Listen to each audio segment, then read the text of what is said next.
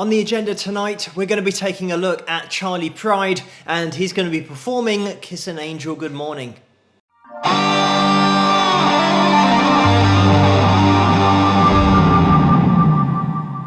Hello, Phil here from Wings of Pegasus, and welcome to another analysis video. Following the sad news that Charley Pride passed away yesterday, we're going to be taking a look at him performing on the Marty Stewart show. So Marty's going to introduce him and also play acoustic guitar with the band in the background. By the way, thank you guys for all of the requests for this video tonight and the requests during last night's live stream. But let's get Charley and Marty up on screen and see how they get on. One of the main men of all time in the Country Music Hall of Fame. That's right, superlatives. Yes. How about a hand, ladies and gentlemen, for Mr. Charley Pride? Where are you, Mr. Pride? Oh! Thank you. Hello, sir.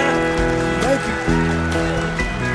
you. Ever I chance to meet some old friends on the street, they wonder how does a man get to be this way? Always got a smiling face, anytime at any place. And every time they ask me why, I just smile and say, you've got to kiss an angel good morning, and let her know you think about her when you're gone. Kiss an angel good morning, and love her like the devil when you get back home. People may try to guess the secret of our happiness, but some of them never learn that it's a simple thing. The secret I'm speaking of is a woman and a man in love, and the answer is in the song that I always sing.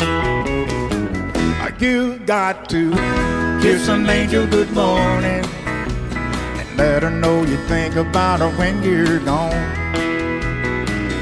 Kiss an angel good morning, and love her like the devil when you get back home. Kiss an angel good morning, and let her know you think about her when you're gone. Kiss an angel good morning, love her like the devil when you get back home. Lord.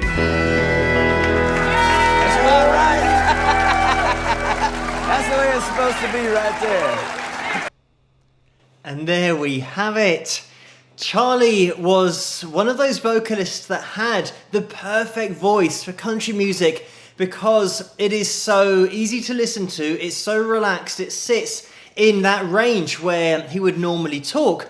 But when I mention range, it's important to point out that range not only goes up and you have singers that hit very high notes, it also goes down. And Charley was a great example of somebody who took his voice way down, and this is quite a good example of it because we go as low as E2 in this particular performance. But if you've seen the other performance, I think it's also from the Marty Stewart show. It's a different year, but if you're listening out for San Antone, that has a D2 in there. So some seriously low notes, and it's having that vocal consistency to go through your whole range and just keep it sounding the same. And that's certainly what Charley's got, because when he goes lower down in his range, you're not questioning the notes at any point. He's always got that body to it.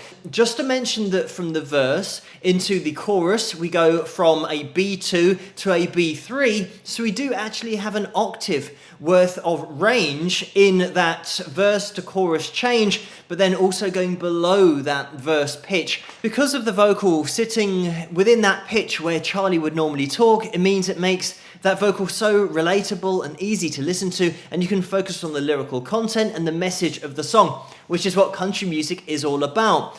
And when people are learning to sing, country music is such a great genre to listen to and to try to sing, because you never get singers reaching for notes. It's all about that connection with the audience to get the meaning of the song across. And when you are learning to sing, sometimes when you're trying to hit notes, they might be outside your range, but you might not know enough about singing to realize. But here, a classic example of a fantastic delivery of a song well within Charley's range. He's still spanning that octave and more than that when we decrease in pitch at the end of the song. But you're so comfortable because of Charley's vocal and the way it's under control the whole time. We are just quickly going to go through the chords and the playing that's going on here on the guitars. Marty, when he's playing, you can see the way that he's just applying that rhythm and being quite loose with that rhythm. And we have got the lead guitar, which pops in for the little riff that's being played. And piecing these together, you'll start to get to appreciate the amount of dynamic control across the board here, but also the subtlety in the playing, because the guitar that's playing the lead line, when that pops in, it's really high in the mix. But then when we go back to the verses, we have that guitar almost disappear. But it is at the same level in the mix. It's just the way that it's being controlled dynamically that means it's now going to be in the background. And the two styles of playing are going to be different from the lead guitar and the rhythm guitar that Marty's playing, but we'll have a quick look at both. The first thing to mention is that we've got a pick on the root note and then a down up with the strumming, which is going to sound like that. And if you want to, you can apply the alternating bass line on the guitar, going from the E, A, E, A, like that. And that'll give it a slightly more country sound, but of course here, because we've got the full band, it means that the bass is playing the alternating bass line. When we move on, we also have a B7 shape that Marty's playing with the rhythm, which means that you want to get into your B7 position down at the bottom of the guitar. You can also play the B7 here, 2nd fret, if you want to. So getting into the acoustic guitar, it means that we've got this E, and I am going to be just alternating the bass line here. We then move over to the B7th, and the important thing here is to make sure that we get that F sharp with the 2nd finger that we jump over in order to keep that alternating bass line going on, like that. We then have an A, and again I started on the A, E, and then you go back down to your E, and that's going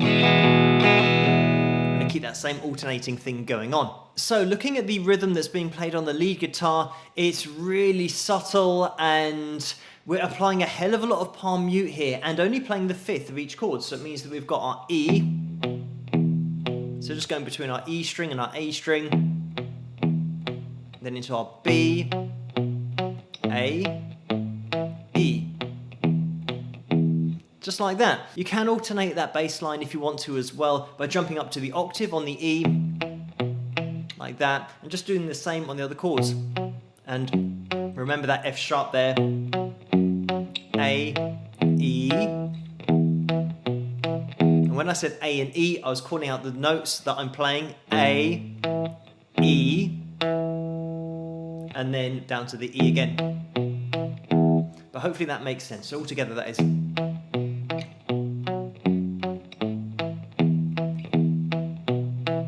Like that, but it's really subtle. So you will have to listen out to hear it, because when the verse is going on and the rhythm's driving forward, it's mostly that acoustic guitar that's pushing it forward, but also that pedal steel, which just sits in the mix so well. Listen out for it in your left channel. If you've got headphones on or speakers in front of you, it's going to come out that left channel, and you can just focus in on that because of the way that we're sliding between notes, and the little riffs that are going on that are being played always sit in between vocal phrases, and underneath the vocal it'll just be smoothly sliding, and then it'll just take your attention between those vocals as the response to the vocal. The other thing is that the lead guitar that we've just been through, the rhythm side is going to be really subtle, but the reason that it is slightly higher in the mix is for the riff that we have like that. And there's also a little line that is then the response to the first line that we had there, and that really pops out in the mix because all of the other rhythm that's being played, is so palm muted, you don't really hear it. But as soon as that palm is lifted and we get that, we can now start to hear the notes really clearly. And this is just testament to the level of ability, technical ability across the board here, with the whole band getting their instruments just to pop in and pop out when they're required. It's not somebody on the mixing desk suddenly boosting volumes and cutting volumes. It's the professionalism of the players here that make this sound so good. Just to show you guys the run that I played there, I'm not sure that it's 100% accurate. I'm just going from memory and what it sounded like. We've got this little octave sound to begin with, the low E, and then going up to the D string, and I'll just play my E chord here. And then you're picking the A string after that. And then you do a little slide up to the 4th fret, slide back down to the 2nd fret. And you've got this little bend on the 2nd fret of the low E string. And that's the first half of the run, which sometimes just is thrown in there once.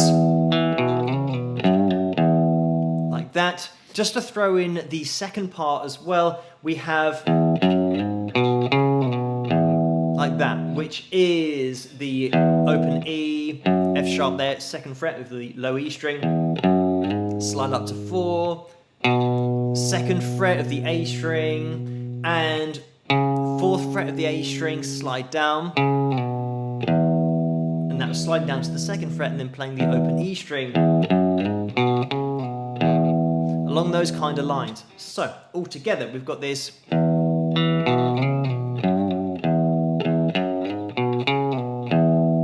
that kind of vibe, but I do want to cover a bit of Charley's history and career in this video. The first thing to mention is that Charley was actually supposed to be Charl, but his birth certificate was filled in incorrectly, and somebody added an EY to his Christian name, so then he was known as Charley Frank Pride. His mum got him his first guitar at the age of 14, but his passion was for baseball, and he dreamt of being a pro baseball player. And he played in the Negro Leagues when he was in his late teenage years, and just calling it that gives you an idea of the times. And when he was 22 years of age, we're talking about 1956 here, he was drafted into the Army, and he played baseball with the Army, and his team won the All-Army Championship. A couple of years later, in 1958, he left the Army and started playing baseball for Memphis Red Sox. He also played for East Helena Smelterites, which was the baseball team associated with ASARCO, the mining and smelting business, and that particular business always held open 18 jobs for baseball players. So the team manager ensured that Charley got a job at ASARCO, and this is where Charley's talents for singing started to come to the fore, because he was not only paid $10 for playing, as it was a semi-professional setup, he was also paid $10 to sing before the matches. At this time, Charley was still working as a smelter, and it was a very difficult job, and he would be unloading coal and loading it into the furnace.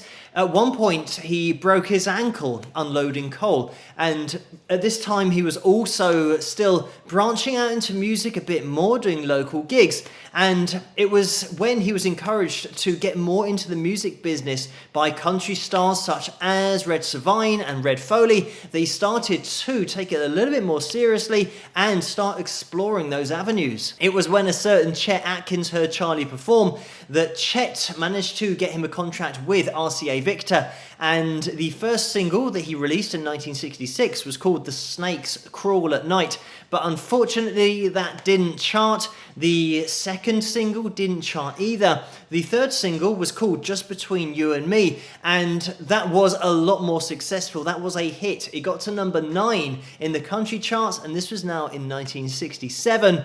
And he was the first black country singer, and his music really did start to take off from 1967 1967 onwards. That song also won Charley a Grammy Award, and when I mention about him being the first black singer, a lot of people would have been listening to Charley on the radio and wouldn't have seen him live or on TV. So when he started performing in 1966 and he was going out playing gigs, people didn't know that he was black before they saw him perform. And one of those scenarios played out when he played at the Olympia Stadium in Detroit, because there were 10,000 people there that had turned up to watch him, not knowing that he was black. And he addressed this before he performed, saying that he knew it was a unique situation to see someone with a permanent suntan performing country and western, but that's just the way it is. And then he went on to give a great performance, and the audience really took to him as a country artist because of the way that he approached it. And I love the way that he mentions before he started performing that he was somebody with a permanent suntan, because it is something that indicates how rooted in ignorance racism is. Because if you spend a long time in a hot country, underneath the sun a lot, the skin darkens. It's just natural. That's going to happen with every human ever. So he was the first black artist to appear at the Grand Ole Opry, and this was in 1967. He had massive success in the late 60s, early 70s, and to put that in perspective, the only other artist on RCA Victor to outsell him was Elvis Presley. Charley had massive crossover appeal and had success in the country charts, but the mainstream charts as well. In 1971, All His Children was released, and that was released with the movie Sometimes a Great Notion, and both that song and the movie were nominated for Oscars. It was in that same year, 1971, that he released Kiss an Angel Good Mornin, and that was a monster hit, became his signature tune. It got to number 1 in the country charts, and it stayed there for 5 weeks in total, as well as getting to number 21 in the mainstream charts, showing you that crossover appeal that he had. He was also voted the Country Music Association's Entertainer of the Year. He had massive success in the 70s, and it continued into the 80s, including having a 40-date UK tour. As I'm sure you guys can understand, it would take years to get through everything that Charley achieved, not only in his musical career, but opening doors for future artists as well. In 1993, he did become a Grand Ole Opry member, and last month he received the Willie Nelson Lifetime Achievement Award at the CMA Awards. He was inducted into the Country Music Hall of Fame in the year 2000, and overall he had 30 number ones in the country music charts, 52 top 10 hits, and was such a force in those country music charts. And it's rare that you get an artist that dominates to the extent that Charley Pride did. But sadly, he did pass away yesterday, and that was the 12th of December 2020 due to complications from COVID-19. But it's great to have a look back at videos like this to see Charley's vocal ability, his overall talent, the way that he delivered his vocals, so easy to listen to, but also the way that he really did revolutionize the country music industry and the country genre back in the 60s, late 60s, 70s, into the 80s, and was such a prevalent artist throughout that whole period. But thank you guys so much for suggesting this video for me to take a look at, and for the requests to look at this video tonight. I hope you guys enjoyed it, and I'll see you guys at the next one.